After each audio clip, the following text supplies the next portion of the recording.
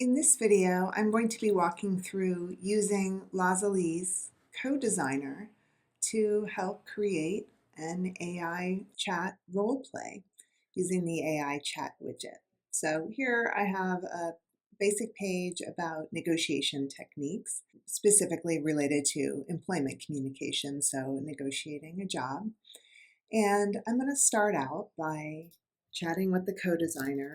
Help me create a role play where learners practice negotiation techniques for a job offer. So here I can see that the Lazuli co-designer has finished creating the initial role play activity that I requested.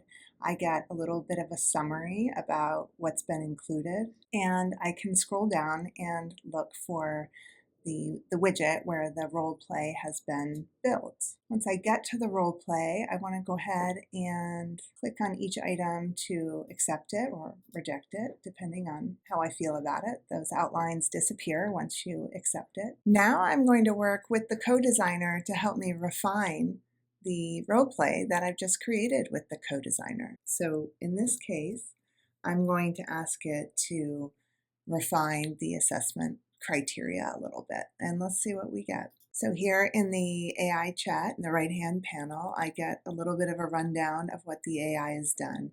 I also again see this outline here. It shows me where the co-designer has inserted changes.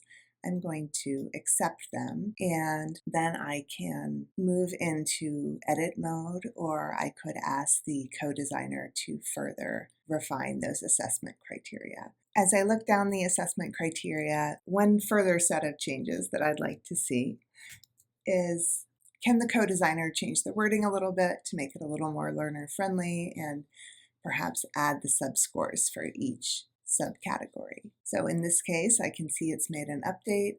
I can go in and review those if I want to distribute them and make, everything worth the same amount of points. I can go ahead and do that manually by accepting these changes and then going into the edit mode and opening up my assessment criteria. I can then select done, and my role play is ready for me to begin testing and further refining.